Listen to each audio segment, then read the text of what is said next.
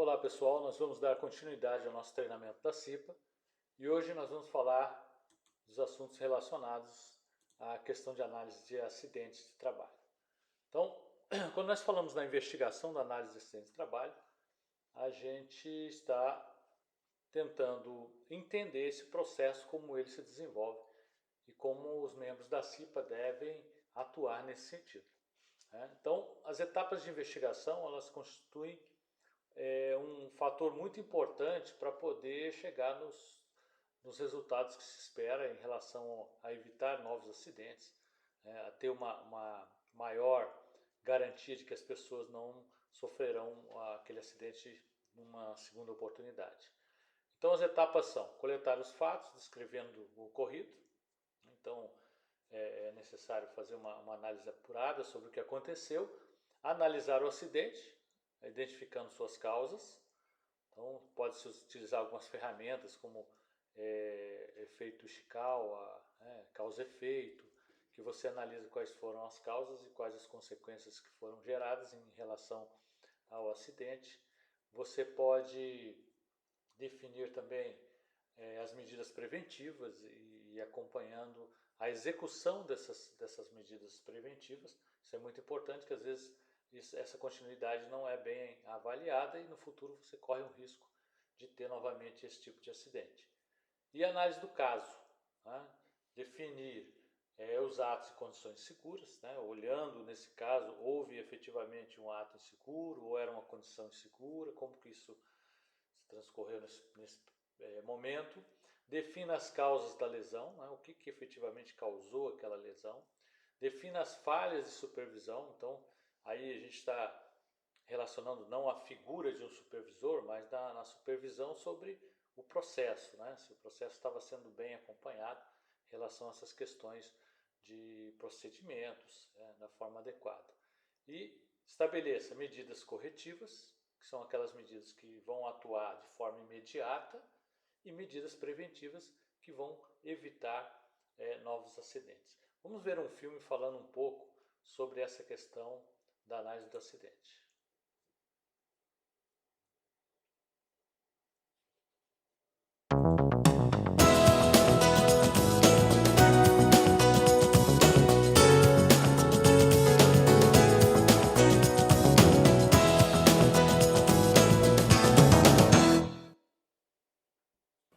Está começando mais um Justiça do Trabalho na TV, produzido pelo Tribunal Regional do Trabalho de Santa Catarina.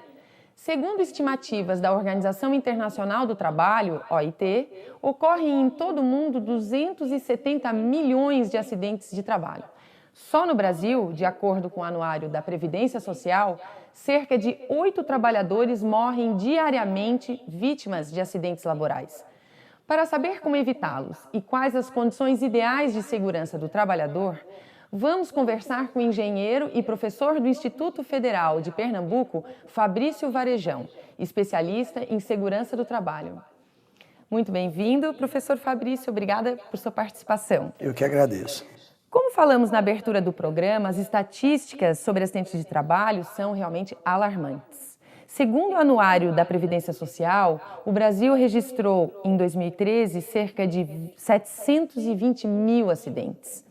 Como o senhor avalia a política pública brasileira quanto à prevenção do acidente do trabalho? Perfeito. Na verdade, esse número representa quase que uma catástrofe acontecendo no Brasil a cada ano. Esse número acima de 700 mil é reflexo de uma política que tem suas vantagens, mas mesmo assim ela precisa ser melhor discutida e melhor aplicada. O Brasil é um país que ainda se acredita que burlar a lei muitas vezes gera benefícios para o empresário. E essa cultura está provada que ela não pode mais se perpetuar. Então é preciso que sejam revistos os métodos de gerenciar a segurança na atividade laboral nesse país. Certo.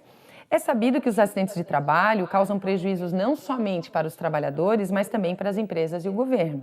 Para se ter uma ideia, dados do INSS revelam que nos últimos 11 anos, a soma das despesas com acidentes e doenças profissionais do país chegou a 16 bilhões. Não seria mais humano e racional investir esses recursos na prevenção de acidentes? Sem dúvida. Segurança do trabalho é sinônimo de prevenção. Prevenir é estudar o mecanismo, estudar os sistemas laborais, os sistemas produtivos e aplicar normas bastante dominadas hoje. Eu diria que a tecnologia de segurança do trabalho hoje no Brasil não deve nada a qualquer país de primeiro mundo. Nós temos especialistas de bom nível formados em grandes centros de estudo no Brasil. E o que se precisa é aplicar o que está no texto legal. A legislação brasileira, cujo cerne são as normas regulamentadoras elaboradas pelo Ministério do Trabalho, eu diria que elas, se não são a perfeição, mas chegam perto da perfeição. São normas extremamente aplicáveis e execuíveis.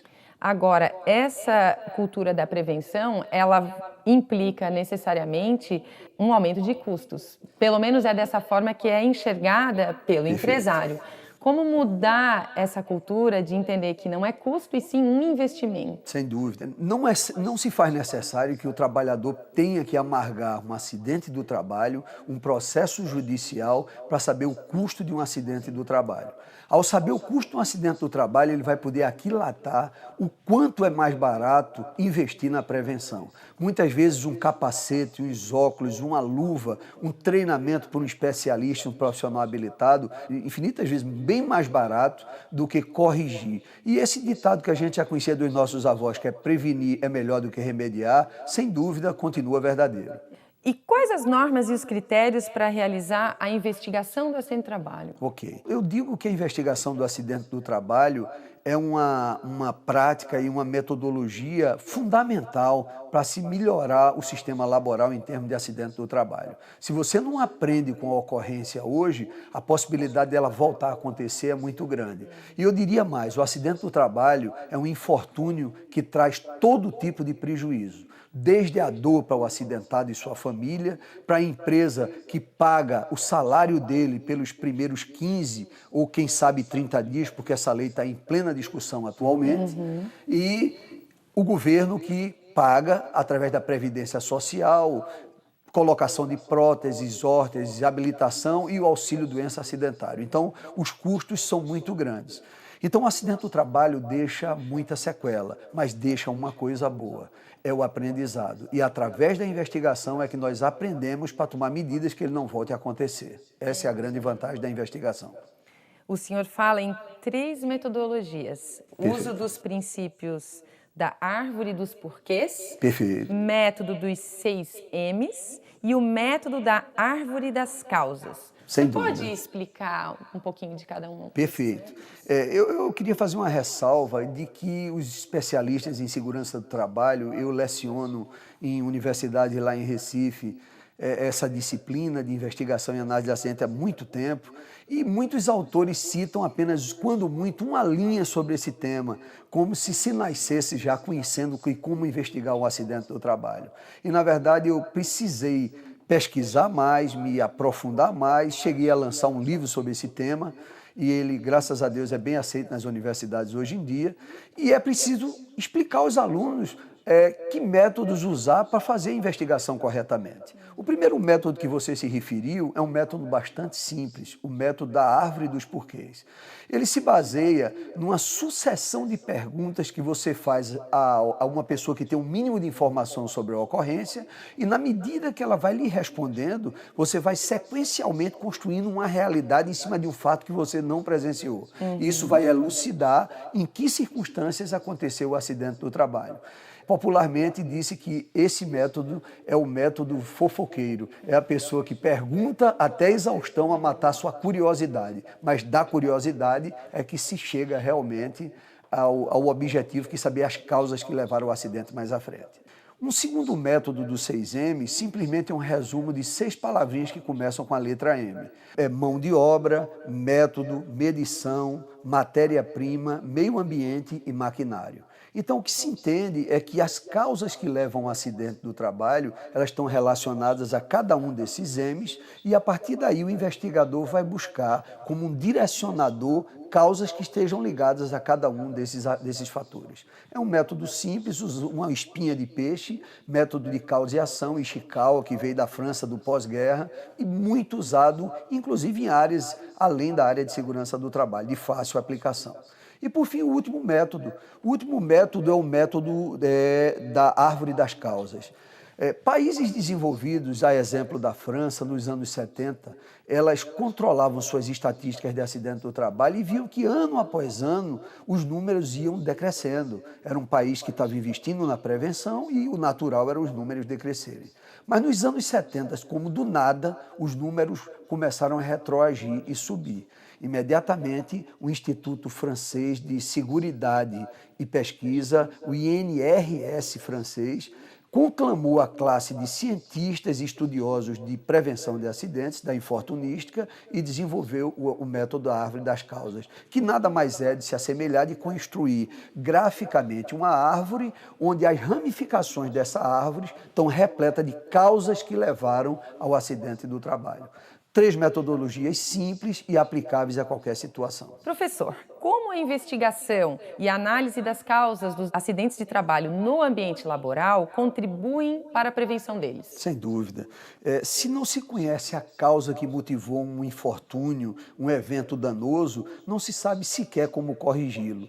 Portanto, a investigação é a base da correção, é a base da prevenção. Através da investigação vão ser elucidadas as causas, os maquinários, os equipamentos, as matérias-primas e onde principalmente aconteceram falhas, para que se tomem medidas hoje para acidentes de mesma natureza não voltarem a acontecer. Então a investigação realmente tem uma importância extraordinária na medida que ela prevê que no futuro não aconteça nada igual. Claro, mas na prática, como que o profissional age em cima de todas essas metodologias? O senhor consegue dar um exemplo? Sem dúvida, sem dúvida. Eu diria que o engenheiro de segurança, ele não anda dentro das empresas, ele anda investigando as empresas. Então, até numa hora de almoço, onde ele se desloca dentro de uma indústria, da sala dele até o refeitório de uma indústria, por exemplo, de qualquer ambiente laboral, ele tem que sair procurando pontos nevrálgicos que possam servir de início de um acidente. E é muito comum que as investigações aconteçam imediatamente, o quanto antes a ocorrência tenha acontecido, para que o investigador encontre os fatos fidedignos, os fatos tenros e mais próximos à realidade do fato acontecido. Portanto, a investigação se inicia tão logo se chega a informação que aconteceu o acidente. E aí, que metodologia usar? A hora, a configuração do acidente vai fazer que o profissional escolha uma metodologia ou outra em função da sua complexidade. Métodos mais simples, você pode usar o método 6M ou dos porquês para acidentes de pequena complexidade, mas jamais aplicar um método desse para um acidente de grande complexidade que tenha inúmeras causas envolvidas, onde aí sim se recomenda o método ADC de árvore das causas.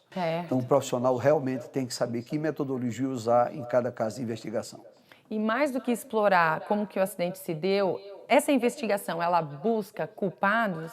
Sua pergunta é por demais pertinente. Quem busca culpado é a polícia. Quem busca culpado é a justiça, quando não se cumpre a lei. A segurança do trabalho busca causas.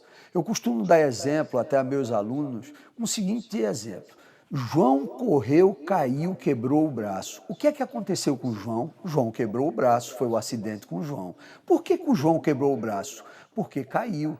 Então, a causa básica que precede o acidente é a queda de João. Portanto, chegar à causa de um acidente não é coisa de outro mundo, basta ter determinação e aplicar a metodologia correta.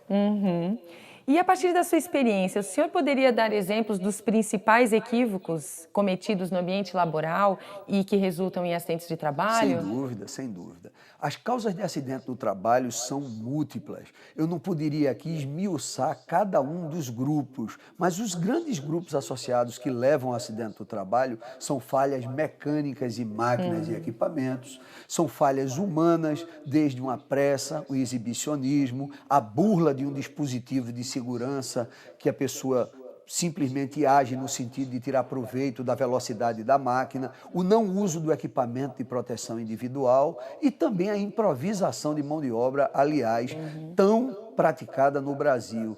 onde o próprio Ministério do Trabalho ele não admite a improvisação de mão de obra. Pedreiro é pedreiro, marteleteiro é marteleteiro, serralheiro é serralheiro. Cada um no seu ofício, porque para cada ofício existe um treinamento e não se pode improvisar. Claro, e muito pertinente essa sua colocação, porque já nos dá a ideia da construção civil. Sem dúvida. A construção civil é um dos setores com maior incidência de acidentes de trabalho e a principal causa é a queda.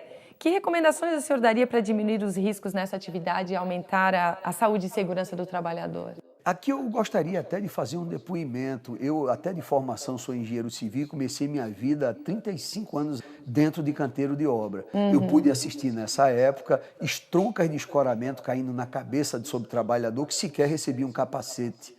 Né? Vi choque elétrico, trabalhadores tocavam numa luminária e sofriam eletrocução.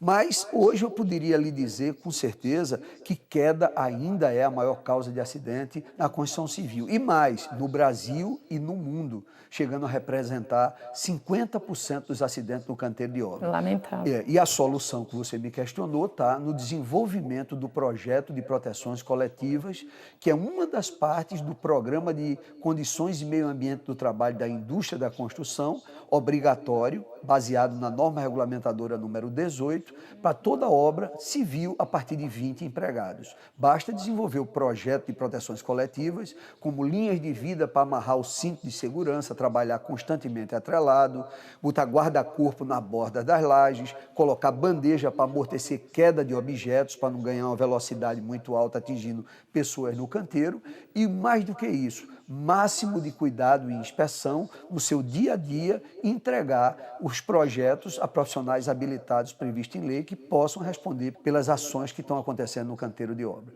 A construção civil é um dos segmentos que mais evoluíram no Brasil em prevenção de acidente. Muito ainda tem o que se fazer, mas evoluiu bastante. O senhor acredita que nessa evolução tenha havido também uma mudança na cultura do próprio trabalhador? Porque nós sempre ouvimos também uma grande resistência do próprio trabalhador, porque é incômodo, porque acha que não vai acontecer. Isso ainda existe ou essa cultura também está sendo transformada? Silvana, no passado existia uma conceituação de atribuir as causas de acidente a uma palavrinha mágica chamada ato inseguro. O ato inseguro já faz tempo que foi abominado. O ato inseguro é fruto de uma falta de gestão. Então, quando, seja no canteiro de obra ou qualquer outra atividade, existe um sistema de gestão, profissionais cuidando da segurança do canteiro, profissionais habilitados como um técnico de segurança de nível médio, ou um engenheiro de segurança especialista, ou o próprio médico do trabalho, eles têm muito que contribuir. Então, é possível sim você adotar medidas no canteiro de obra que surtam efeito, que sejam eficazes e que, sem dúvida, você elimine qualquer tipo de acidente no canteiro de obra. Professor, Santa Catarina é sede de diversas agroindústrias. A atividade lidera os acidentes de trabalho no estado em função das lesões causadas por esforço repetitivo, ambientes muito frios. Para reverter esse quadro, foi publicada em 2013 a norma regulamentadora número 36. Qual a análise que o senhor faz dessa norma? Eu considero a norma regulamentadora número 36 uma evolução. É uma norma que trata de câmaras frigoríficas, de tratamento em acondicionamento frio de produtos diversos, não só da agroindústria, também na indústria do pescado. Essa norma ela está em pleno vigor e não se trata de mais uma norma genérica, ela trata de parâmetros técnicos efetivos para a proteção da segurança e da saúde do trabalhador. Eu gostaria apenas de exemplificar que um mero casaco com capote já é um EPI que bastante protege o trabalhador de uma série de enfermidades como broncopneumonias, que podem chegar até pneumonias e doenças mais graves, quando algumas empresas, ao negligenciar e não entregar o EPI previsto na norma, expõem o trabalhador a variações bruscas de temperatura que o levam a adquirir doenças ocupacionais gravíssimas. Então, é mais uma das 36 normas, talvez a última norma, estamos na iminência de ter mais uma norma sendo lançada, mas a 36ª é uma norma de grande aplicação. Quanto à atividade agrícola, pecuária, rural como um todo, eu sei que não apenas Santa Catarina, mas a região sul do país é um grande celeiro e existem outros fatores que levam à acidentabilidade, como grande quantidade de tratores no campo, trabalhadores expostos a cargas frias intensas, movimentos repetitivos. Recomenda-se a aplicação não apenas dessa norma, como a NR17, que trata da ergonomia,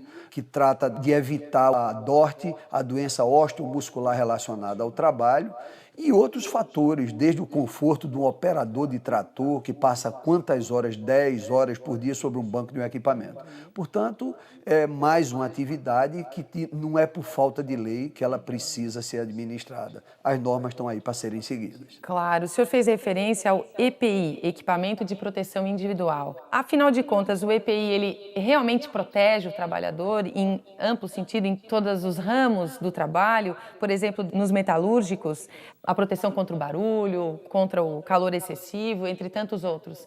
Ou existe o que se chama de EPIzação?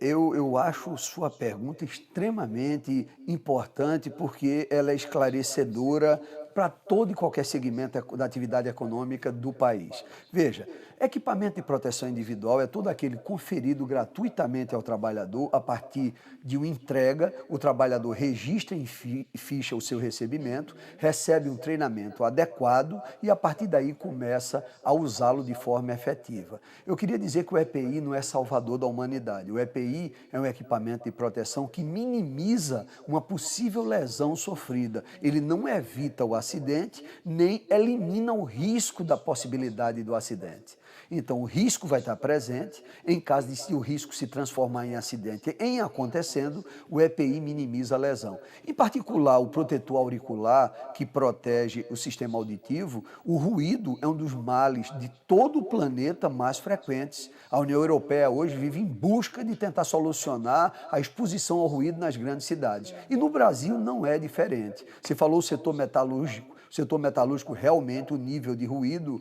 é bastante elevado em função da atividade e o uso de máquina e a matéria-prima que produz bastante ruído. Mas um EPI devidamente prescrito, onde o trabalhador segue uma orientação de uma pessoa habilitada e usa efetivamente, sem dúvida, evitará um monte de problemas. Principalmente a PAIR, que é a perda auditiva induzida por ruído, que em não se tratando pode evoluir para uma surdez profissional. Então o EPI, em todos os sentidos, ele é fantástico. Senão não seria o caso aqui de citar todos eles, mas existe EPI para a cabeça, para o tronco, para os membros superiores, membros inferiores, cada um sendo aplicado de acordo com a necessidade do risco. Certo. Talvez até por essa necessidade de conscientização social da importância do EPI, da importância da prevenção pelo empregador, o Tribunal Superior do Trabalho e o Conselho Superior da Justiça do Trabalho lançaram em 2011 o programa Trabalho Seguro, que visa justamente chamar a atenção para a segurança dos trabalhadores. O slogan da campanha de 2015 é: a prevenção é o melhor caminho. Por onde, afinal, começa essa prevenção? Com a educação. Eu não titubeio e não questiono que o melhor caminho da prevenção está na educação. O trabalhador, ele pode receber o EPI, que acabamos de falar, os equipamentos podem estar protegidos, existirem também os EPC, os equipamentos de proteção coletiva de toda a instalação, mas nada adiantaria se o trabalhador não for educado. Eu costumo dizer que o EPI é uma prótese e ninguém nasce de capacete. Portanto, é importante educá-lo para saber a importância desse EPI no caso de um acidente, como poderá salvaguardar a vida dele. Portanto, a educação é a base de tudo, a partir daí vem o resto. E quais outras ações os atores sociais envolvidos, no caso os empresários, os sindicatos, a sociedade e o governo, podem fazer para assegurar a vida do trabalhador? Sem dúvida. Enquanto existir atividade laboral, existirá risco. E onde existir risco, há a possibilidade do acidente do trabalho. Eu acredito que não se trata de uma dicotomia de é bom para o empresário ou é bom para o empregado. Tem que ser bom para todos. Claro. Então, a prevenção, ela deve começar, como eu já falei, pela educação, e é preciso que a classe empresarial se una ao trabalhador, porque, afinal de contas, como é que vai existir um empresário se não existe um empregado? E o empregado saudável, ele, numa situação de saúde, conforto e segurança, ele produz mais. E O meu slogan sempre, eu sei que é uma grande verdade, é que segurança não é custo, é investimento. Então, o fruto se dá a médio prazo. Basta dizer que a indenização de um acidente do trabalho pode custar bastante caro para a empresa. E a empresa pode evitar isso simplesmente entregando as suas ações de segurança a um especialista. E aí vai colher a médio e longo prazo frutos que durarão o resto da vida na empresa. Sem dúvida. A prevenção é sempre o melhor remédio em qualquer situação. Aqui Situação. falando de acidente de trabalho, mas também na saúde e tudo Sem mais. dúvida. E, professor, chegamos então ao final do nosso programa. Eu gostaria de agradecer e deixar aberto aqui se o senhor gostaria de fazer alguma colocação final a respeito do tema.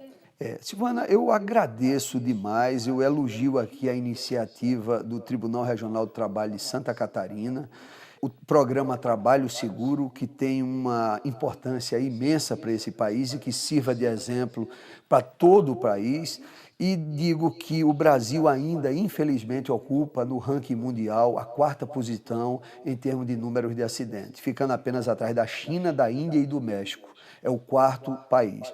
Agora, em termos de legislação, temos uma legislação exemplar.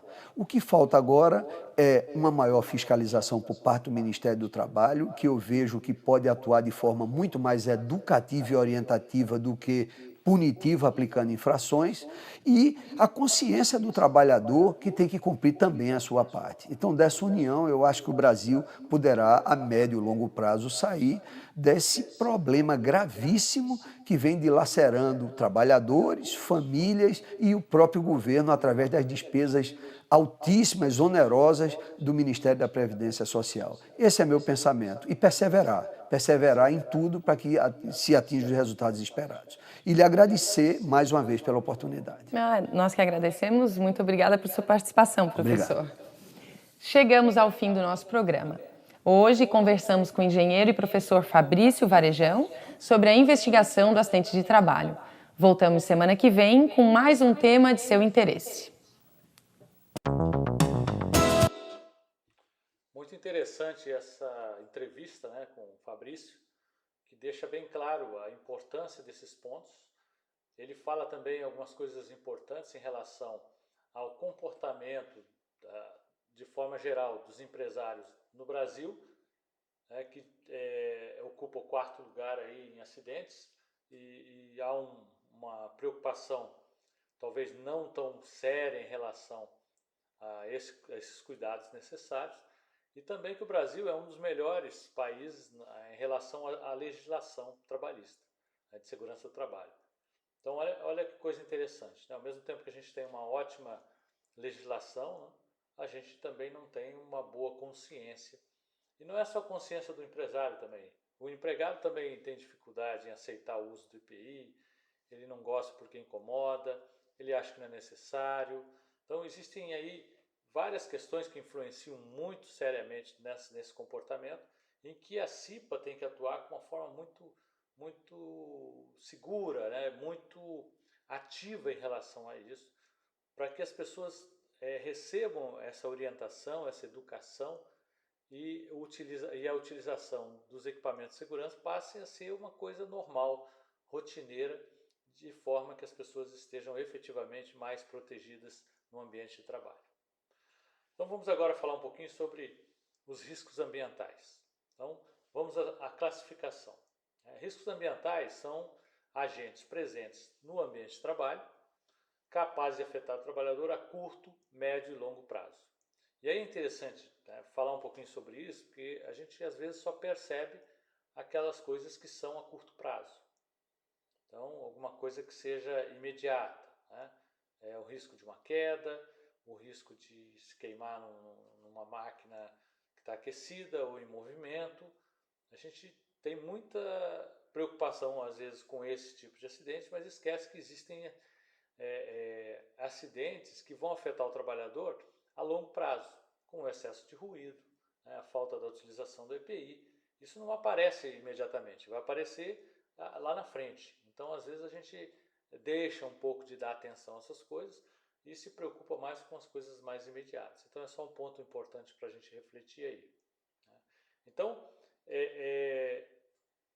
esses agentes que são capazes de gerar o acidente, né, com lesões imediatas, né, ou doenças chamadas profissionais ou do trabalho que se equiparam a acidentes de trabalho, ou seja, aquelas doenças que são adquiridas pelo tempo, né, da exposição em alguma coisa, algum fator de risco, e isso leva a pessoa no futuro a ter alguns problemas.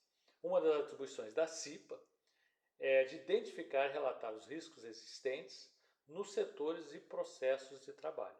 Então a CIPA tem, dentro do seu cronograma de trabalho, dentro do seu plano de ação, tem essa missão de identificar esses riscos que estão distribuídos de forma basicamente quase aleatória dentro da área de processo, de produção, ou nas áreas administrativas também existem alguns riscos.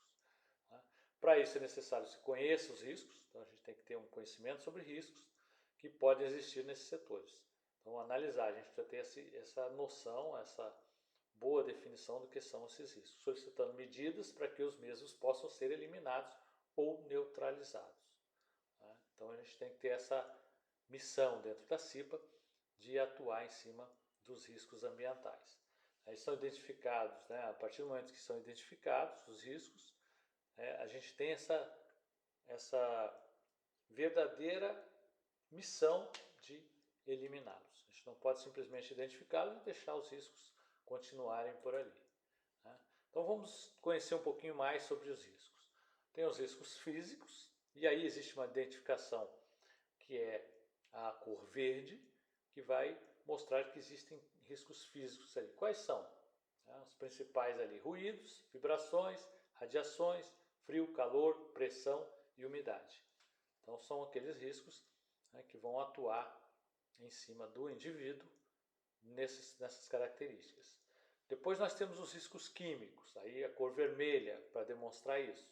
Poeira, fumos, névoas, vapores, gases, produtos químicos em geral. Então são outros tipos de riscos voltados para produtos químicos. Temos também os riscos biológicos, identificados pela cor marrom. Então, são os vírus, bactérias, fungos, bacilos e parasitas. Temos também os outros riscos ergonômicos, que são os amarelos, relacionados a esforço físico, levantamento de peso na produção, por exemplo, postura inadequada na hora de trabalhar na área administrativa, isso é muito comum. A questão da produtividade, o excesso de ritmo de trabalho, o ritmo excessivo, e repetibilidade, ou seja, aqueles movimentos que são feitos de forma repetitiva durante muito tempo, durante grande parte do dia. Temos também os riscos de acidentes, que são as condições físicas de segurança inadequada, aí temos as condições inseguras, iluminação deficiente, risco de incêndio, explosões, eletricidade e outros. Então, quando a gente fala de riscos ambientais, a gente está centralizando nessas possibilidades aí e identificando por cor. Porque identificando pela cor fica mais fácil de você perceber no ambiente qual é o risco que efetivamente existe ali. Vamos entender um pouquinho também quais são os fatores de influência em cima dos riscos. Então, primeiro, tempo de exposição. Então, precisa ser analisado se o tempo de exposição àquele risco é relativo ou não, ou é muito extenso ou não. Às vezes a exposição é muito rápida, outras vezes a pessoa permanece dentro daquele risco durante grande parte do tempo de trabalho. A sensibilidade pessoal ou individual, como que a pessoa sente aquele risco, porque existem pessoas que reagem de formas diferentes para determinados tipos de risco, principalmente os riscos envolvendo os riscos químicos, por exemplo. Tem pessoas que têm algum tipo de alergia, algum tipo de sensibilidade diferente de outros.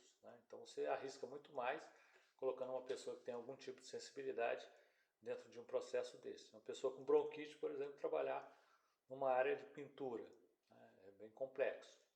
Tem também, dentro desses fatores de influência, a natureza do risco, qual é o tipo de risco, qual é a concentração, quantidade envolvida e a intensidade, o efeito que ele causa.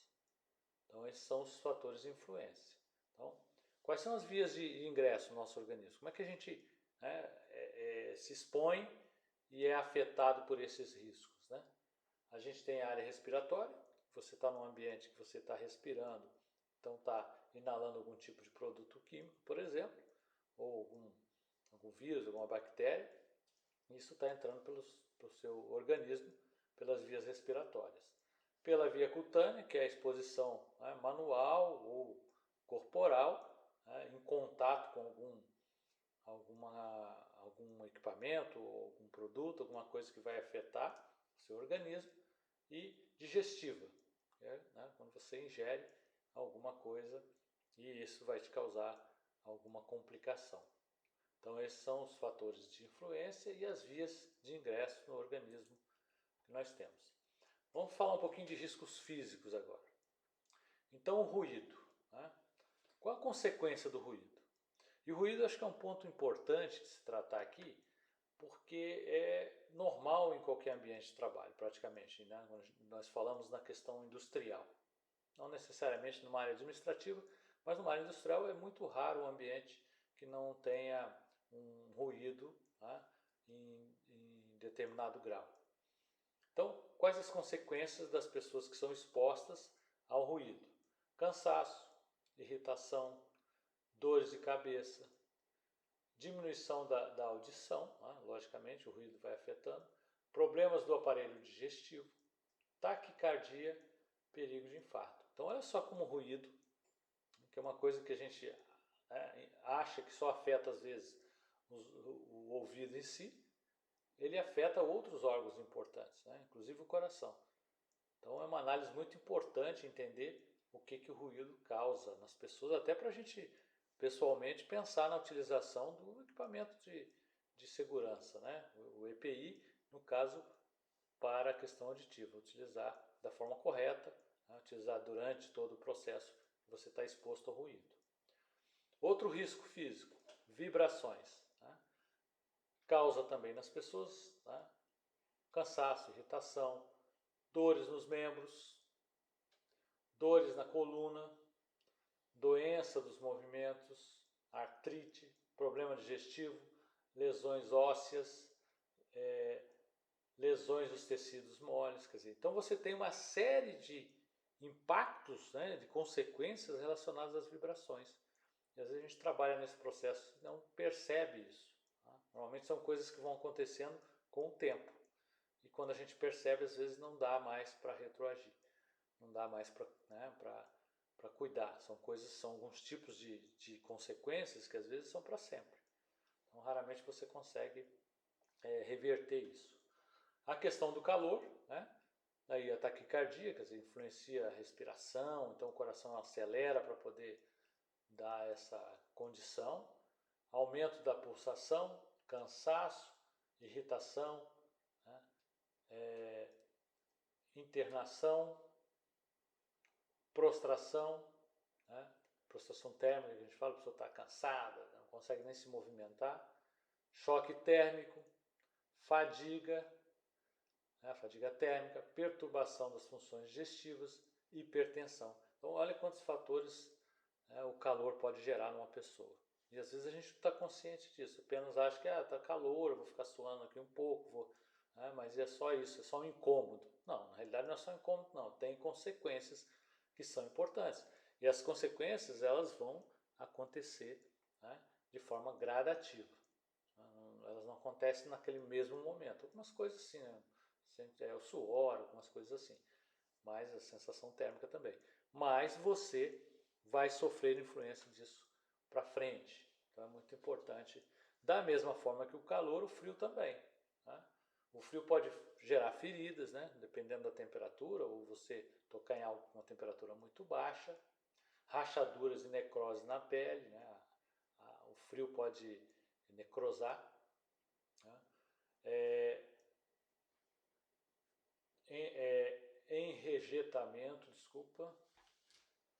Enregelamento, palavra estranha, né? Enregelamento, quer dizer, a pessoa começar a ficar congelada, se sentir congelada. Né? Agravamento de doenças reumáticas, né? As pessoas que têm problemas de reumatismo, por exemplo, vão sofrer muito com isso.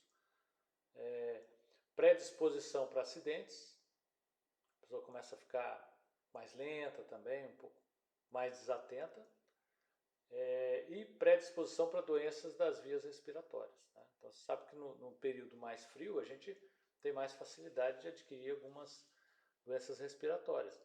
Então, se você trabalha num ambiente muito frio, consequentemente você vai estar mais exposto a esse risco. Né? A radiação não ionizante, né? Queimaduras, lesões nos olhos, na pele, em outros órgãos. Né? Isso, um exemplo, né, são as soldas, essas possibilidades que você tem dentro do trabalho que podem te gerar essas radiações. E a radiação ionizante, né, são alterações celulares, próprio câncer, fadiga, problemas visuais, acidentes de trabalho. Então são coisas que a radiação ionizante, e aí a gente tem, por exemplo, o raio-x, que tem essa possibilidade, por isso que quem trabalha numa área de raio-x ele tem uma série de proteções para utilizar e o período de trabalho também é menor, né, e o tempo para aposentadoria também é menor em função desses riscos que são muito, muito preocupantes. Né? A questão da umidade, né, o que a umidade pode trazer? Doenças do aparelho respiratório, quedas, né, doenças da pele, doenças circulatórias, são coisas que podem ser trazidas aí pela umidade. E pressões anormais, né? Ruptura do tímpano, né? Pressão, por exemplo, você está num ambiente em que todo fechado, de repente abre e dá aquele impacto, né? Um exemplo que a gente tem assim para ficar muito claro isso é o avião quando rompe a barreira do som e dá aquela explosão. Né? Aquilo é uma pressão. Então, isso pode gerar, dependendo do, né, se você está num ambiente que estoura, tem um barulho muito forte, uma explosão, deslocamento de ar, ela pode estourar o tímpano, né? E pode também liberar nitrogênio, que é preocupante também, nos tecidos e vasos sanguíneos e pode gerar morte. Né? Então são coisas que a gente nem imagina, mas que são importantes a gente ter conhecimento. Né? Vamos agora para os riscos físicos, químicos. Então nós temos as poeiras, né? Aí tem poeiras minerais, vegetais, alcalinas, né? Incômodas. Aí tem os exemplos: silicose, asbestose, bicinose, bagaçose, enfisema pulmonar, potencializa a nocividade, né? São incômodas. Ali no caso tem umas palavras como bicinose, são aquelas doenças geradas pela poeira do algodão, por exemplo. E bagaçose é da cana-de-açúcar. Então cada produto às vezes dá uma doença diferente, uma patologia diferente. Fumos metálicos, né? Intoxicação específica de acordo com o metal, né? Ele vai dar febre dos fumos, né? Metálicos, doença pulmonar obstrutiva, né? Então uma doença aí oriunda do trabalho. Aí nós temos as névoas, neblinas, gases e vapores. Tem os que são irritantes, né? Irritam as vias aéreas superiores, né? Aí tem o ácido clorídrico, soda, cáustica, sulfúrico, etc. Nós temos as asfixiantes, que dá dor de cabeça, náusea, sonolência, convulsões, né? Pode dar coma, pode matar também. Né? E aí tem o hidrogênio, nitrogênio, hélio, acetileno, metano, dióxido de carbono. Então tem uma série de produtos que podem gerar esse tipo de coisa com consequências muito sérias e que às vezes a gente não está alinhado com isso no dia a dia. E tem os anestésicos, né? Ação depressiva sobre o sistema nervoso, danos aos diversos órgãos do sistema formador do sangue, né? Pode ser o butano, propano, aldeídos, cetonas, cloreto, quer dizer, todos esses produtos aí eles podem gerar essas consequências. Então olha a gravidade do que a gente está falando. Tá? Às vezes a gente trabalha sem estar percebendo isso. E os riscos biológicos, né? Tem os vírus, né? Tem vírus da hepatite, poliomielite, herpes, varíola, febre amarela, raiva, rubéola, AIDS, dengue, meningite. Então são todas essas patologias que são oriundas de vírus. Tem as bactérias e bacilos, né? Aí tem a ceníase, tuberculose, tétano, febre tifoide, pneumática, difteria, cólera, leptospirose, né? Disenterias. Nós temos os protozoários, né? Malária, mal de Chagas, toxoplasmose, disenterias. E nós temos os fungos, né? São as alergias e micoses. Então olha a infinidade de coisas também que a gente pode estar exposto. Né? Tem alguns que estão, por exemplo, muito voltados para áreas de laboratórios, por exemplo, que se manipula esse tipo de risco, mas alguns deles a gente vai ter presente no ambiente de trabalho também. Se você, por exemplo, não cuida da umidade do local, se é um lugar muito úmido, isso é bom para proliferar os fungos, por exemplo, que podem gerar algum tipo de problema para a saúde. Então são os riscos biológicos aí que a gente está vendo. E tem os riscos ergonômicos, né, que são aqueles relacionados à forma de trabalhar. Então são os esforços físicos intensos, né? Uma pessoa fazer muita força, precisa, né, para executar aquela atividade, ele exagera na sua força, no esforço que ele tem. Levantamento e transporte manual de peso, né? Então, a pessoa carrega peso o tempo todo, ele pode ter alguns riscos. Exigência de postura inadequada, né? Então a pessoa, para fazer aquela operação, ele precisa se posicionar de uma forma inadequada, né? Abaixado, às vezes posicionado de uma forma com o corpo deslocado, alguma coisa que possa prejudicar o seu corpo aí. Controle rígido de produtividade, né? Aquela pressão constante, né? Que tem que produzir, a pessoa acaba deixando de ter os cuidados necessários que precisa ter. Imposição de ritmos excessivos, né? Aquela, tem que ser para agora, tem que terminar, tem que fazer, né? Sem um controle, isso de forma constante. Trabalho em turno ou noturno, né? A pessoa troca de horários ou trabalha só de noite, isso altera o seu relógio biológico, isso também gera alguns transtornos, vamos dizer assim.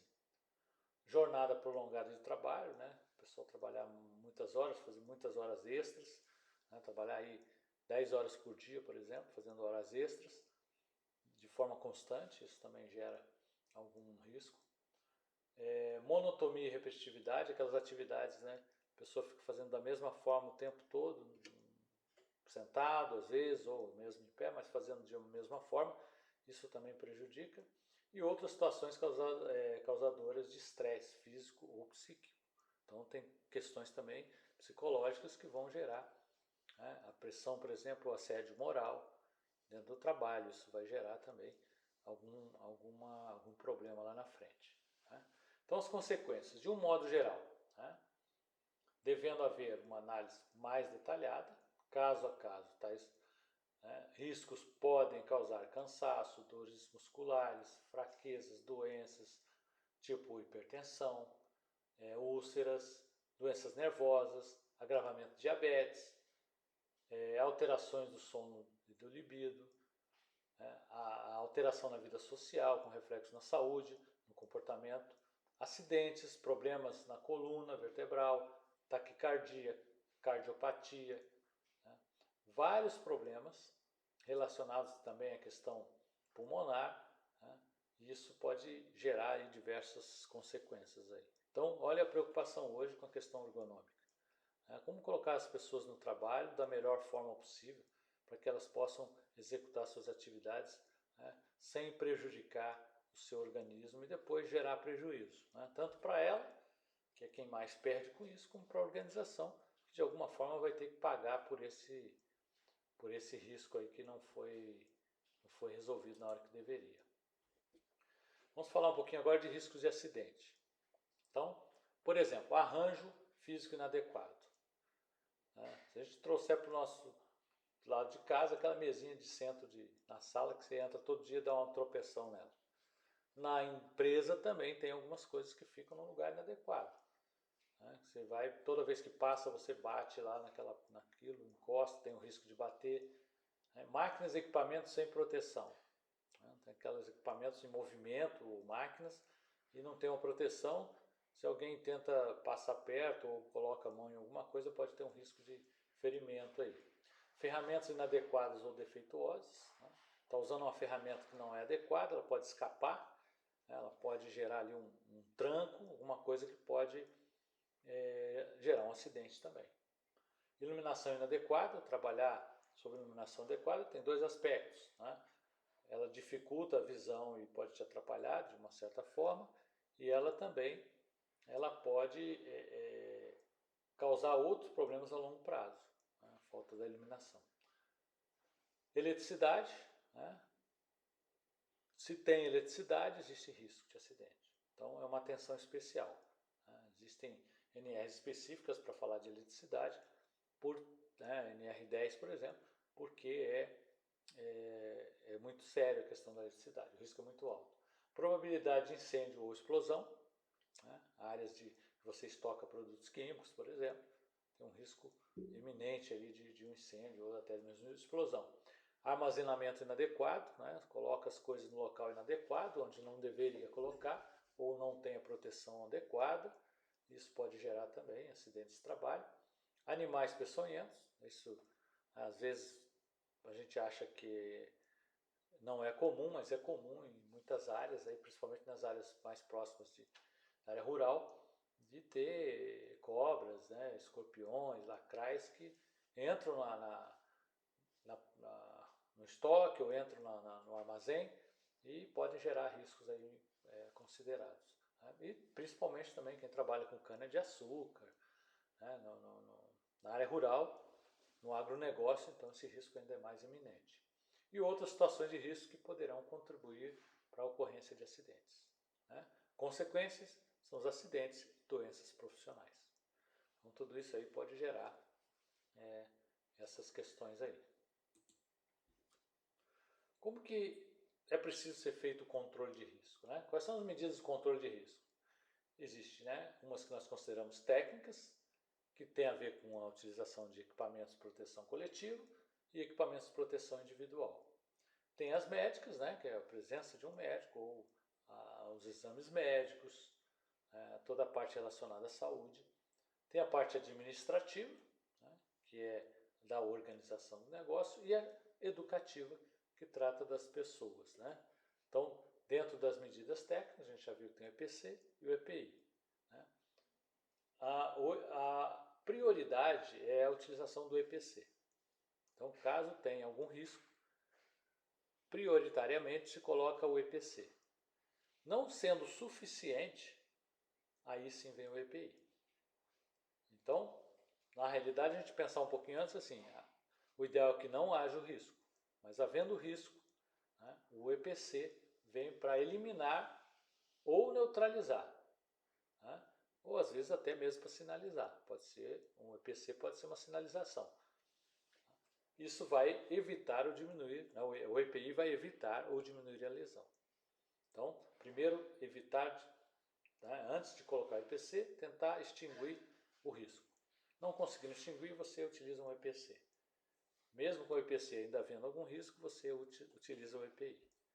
Então, esse é o procedimento para a gente estabelecer essas medidas técnicas. Prioridades no controle de risco. Primeiro, eliminar o risco. Isso é a prioridade. Se não tem risco, ótimo. Neutralizar, né? Se não conseguiu eliminar, você parte para neutralizar. Né? Tentar fazer com que aquele risco, mesmo permanecendo, ele não tenha ação. Você pode isolar esse risco, né? Colocar ele num lugar que você tenha mais controle. Né? Pode utilizar, nesse caso, os equipamentos de proteção coletiva. Botar uma grade em volta, por exemplo, de uma máquina que tem um risco lá iminente. Então você não eliminou o risco, mas você neutralizou porque você isolou as pessoas de chegarem até ele. Proteger o trabalhador através do uso de equipamento de proteção individual. Então a prioridade sempre é eliminar o risco, neutralizar, isolar, identificar, né, e proteger o trabalhador. Então o trabalhador tem que se sentir seguro dentro desse processo. Então elimina, aplica o EPC, né? Se o de risco permanecer, você vai efetivamente aplicar o EPI. Vamos falar um pouquinho de medidas médicas. Então vamos lá. Desenvolver o Programa de Controle Médico de Saúde Ocupacional, famoso PCMSO, que é responsável por promover a prevenção, rastreamento e o diagnóstico precoce dos agravos à saúde relacionados ao trabalho, além da constatação da existência de doenças profissionais ou de danos à saúde dos trabalhadores. Então isso é muito importante para a organização, para a questão de segurança do trabalho, né? Que é esse programa de controle. Então, esse programa vai avaliar todos esses riscos, ele vai avaliar todas as consequências, né, e criar ali ações que devem ser realizadas pela organização e que vão ser cobradas em algum momento pelo Ministério do Trabalho. É um documento que precisa estar na empresa, atualizado, que é importantíssimo para esse processo. Depois, submeter os trabalhos a exames médicos, né? Submeter os trabalhadores a exame médico, admissional, demissional, periódico, retorno ao trabalho e mudança de função. Então, às vezes as pessoas mudam de função dentro da organização e não faz o exame adequado, né? Porque às vezes essa nova função vai exigir alguns exames específicos. Então, uma das preocupações muito grandes que nós temos dentro das empresas é que, caso haja necessidade, né, de colocar uma pessoa de uma atividade para outra, que haja uma análise para entender se essa mudança exige ou não algum tipo de exame específico, né? Além da questão de desvio de função e etc. Nós estamos falando aqui na parte mais de segurança do trabalho. Então é importante que os riscos que vão existir nessa nova atividade sejam avaliados para ver se o trabalhador já contém, né, da sua atividade anterior as prevenções necessárias, né, os equipamentos necessários e os exames médicos necessários para aquele posto. Isso, né, no E-Social, é uma multa violenta. Uma multa, por exemplo, de você não ter todos os exames para aquele posto de trabalho, pode chegar aí a mais de R$700 mil, uma multa de um trabalhador. Então é uma preocupação muito grande, porque é muito sério, você está expondo aquele trabalhador, às vezes, a riscos que podem levar até a fatalidade, dependendo do que você está fazendo. Você pega uma pessoa, né, que trabalha numa área administrativa e coloca numa área de trabalhar, por exemplo, de eletricidade ou de pintura, vai ter alguns riscos que não estão sendo avaliados, né? Os exames médicos não estão acompanhando para ver se há alguma evolução, alguma doença. Quando você percebe, já passou um bom tempo, a pessoa já adquiriu alguma doença, e aí isso pode gerar um grande problema para a empresa, né? Então, é preciso submeter sempre, e é legislação isso, é obrigatório você colocar as pessoas para fazer os exames. Submeter os trabalhadores expostos a ruído ocupacional a exame de audiometria para prevenir o PAIRO, que é uma doença, né, que leva à surdez. Então, isso é outro ponto importante. Faz a análise do ambiente para ver qual é o índice de ruído. Havendo o excesso no ruído, tem que fazer esse exame periodicamente para ver se esse ruído do ambiente está interferindo, mesmo quando utiliza o EPI.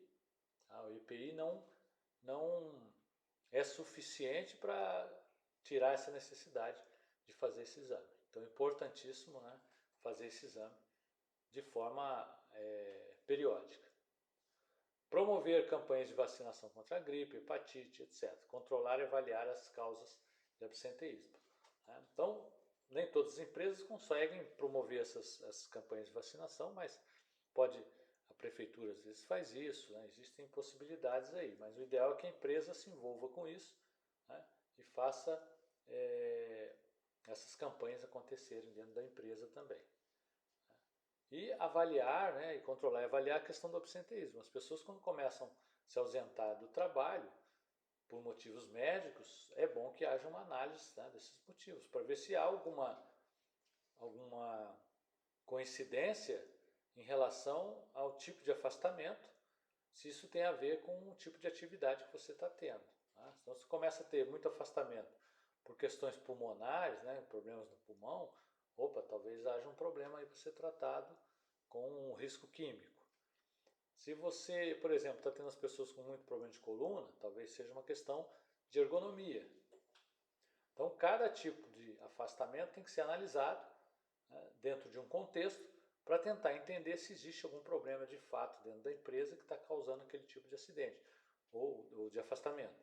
Ou se esses afastamentos são pelos os mesmos motivos. Então, isso vai acender uma luz de alerta para tratar essa questão. Outra medida é realizar o atendimento de primeiros socorros, né? Então, isso é importante também. A pessoa alguém tem que atuar para atender atender as pessoas, né, caso tenham algum problema, né? Então a gente tem os brigadistas, por exemplo, são treinados aí para esse trabalho.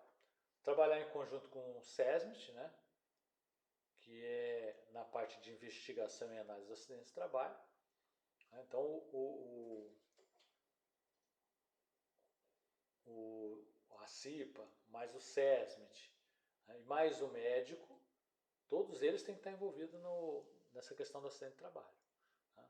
Então é importantíssimo essa análise ser bem feita com pessoas qualificadas para isso. O que são medidas administrativas? Né? São ações administrativas para controlar a exposição dos trabalhadores aos agentes ambientais, tais como revezamento, rodízio de atividades, pausa programada, mudança de layout, realização de exercícios laborais. Então são essas ações que vão ajudar nessas questões, né, de risco e de ergonomia também, né? Fazendo que as pessoas tenham uma melhor qualidade de vida. Medidas educativas são os programas de treinamento, palestras, cursos, esses todos, né, destinados a informar, capacitar e capacitar os trabalhadores na execução segura das suas atividades. Então, temos as medidas administrativas, que são ações que são realizadas no dia a dia, e medidas educativas, que são os treinamentos que precisam ser feitos, né, como vocês, por exemplo, estão fazendo treinamento da CIPA. E aí, vamos parar por aqui hoje, para que na próxima aula a gente entre na parte de mapa de risco, e aí sim entender como construir esse mapa de risco. Então, muito obrigado e até o nosso próximo encontro.